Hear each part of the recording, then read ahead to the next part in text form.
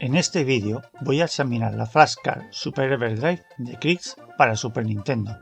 Se trata de un cartucho en el que podremos cargar ROMs de juegos de Super Nintendo en una tarjeta de memoria y jugarlos en la consola original. El cartucho viene en una caja bien presentada y de hecho es ideal para guardarlo. El plástico del cartucho no parece de muy buena calidad. Parece frágil y muy barato comparado con el plástico de los cartuchos originales. Si lo abrimos, encontraremos la placa del Everdrive, con una construcción de buena calidad aun siendo la versión más barata. El slot de la tarjeta SD es simple, sin muelle de eyección, lo que significa que hay que tirar de la tarjeta para sacarla, y es un poco difícil. Además, hay que ir con cuidado o la tarjeta se nos caerá dentro del cartucho.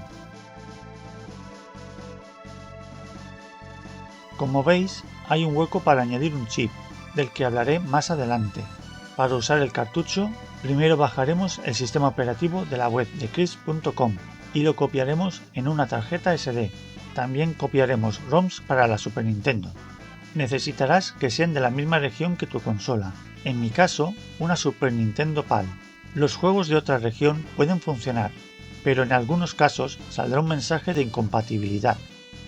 Una vez copiado todo, insertamos la tarjeta SD en el cartucho Everdrive y luego el cartucho en la consola. Al encender la consola, veremos un navegador del contenido de la tarjeta SD. Para cargar una ROM, solo tendremos que seleccionarla con el cursor, pulsar el botón B y elegir la opción Load and Start. Y esperar. Y seguir esperando. La espera es porque este modelo de Super Everdrive tiene una memoria para cargar las ROMs bastante lenta que además hay que borrar cada vez que se cambia de juego. Cuanto más ocupe la ROM, más tarda. Por suerte la espera es solo cuando cargamos un juego nuevo en la memoria. Después, si pulsamos Start en el menú principal, nos cargará el juego inmediatamente. Para volver al navegador y cambiar de juego hay que pulsar el botón Reset de la consola. En aquellos juegos con opción de guardado, el Everdrive guardará las partidas automáticamente en la tarjeta SD. El Everdrive además nos permite varias opciones distintas, como por ejemplo cargar códigos de trucos Game Genie. En cuanto a la compatibilidad, el Super Everdrive solo puede cargar ROMs de 7 MB de tamaño máximo.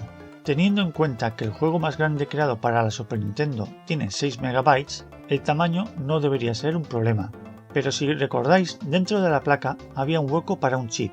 Como algunos ya sabréis, numerosos juegos de Super Nintendo tenían en su interior un chip extra, para añadir potencia a la consola. El más conocido era el chip Super FX para conseguir gráficos 3D básicos, pero hubo unos 10 tipos de chips distintos con distintas funciones. En total, 72 juegos incluyen un chip que el Super Everdrive no puede ejecutar ya que es incapaz de emular esos chips. Sin embargo, en otro vídeo os enseño cómo instalar el chip DSP-1 para obtener compatibilidad con 17 juegos que contenían ese chip, entre ellos Mario Kart y Pilotwings. Otra opción es comprar la versión de Super Everdrive con soporte para todos los chips DSP, lo que lo hace compatible con 20 juegos más. Para el resto de juegos con otros chips, habría que usar el cartucho SD2SNES creado por Ikari, y que también se vende en la web de Krix al doble de precio que el Super Everdrive.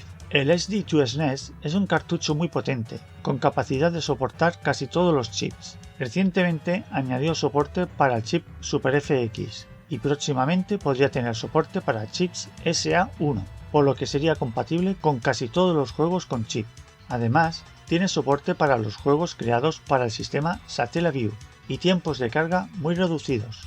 Su precio es el doble que el Super Everdrive y de hecho es el cartucho más caro a la venta en la web de Krix. El Super Everdrive en cambio es más barato y cumple satisfactoriamente su función, siendo el soporte de chips y la baja velocidad de carga de juegos sus mayores inconvenientes. En mi opinión personal, el Super Everdrive vale más la pena en su relación calidad-precio, aunque no soporte todos los juegos. Cubre el 90% del catálogo oficial, además de ROMs traducidas o hackeadas como esta de Secret of Mana. El SD2SNES es compatible con más juegos, pero son aproximadamente 50 juegos más. Si bien es cierto que hay títulos importantes, tal vez no valga la pena pagar casi el doble por esos juegos si ya se tienen en la colección o no se tiene interés por ellos. Es una decisión bastante personal. Eso sí, es mejor pagar un poco más por el Super Everdrive con soporte para chips DSP, sin olvidar que después habrá que asumir los tiempos lentos de carga y el plástico barato del cartucho. Pero tanto sea el Super Everdrive como el SD2SNES, ambos nos darán la posibilidad de disfrutar de los juegos en la consola original de forma fácil y económica. Gracias por ver el vídeo. Si te ha gustado, compártelo y suscríbete.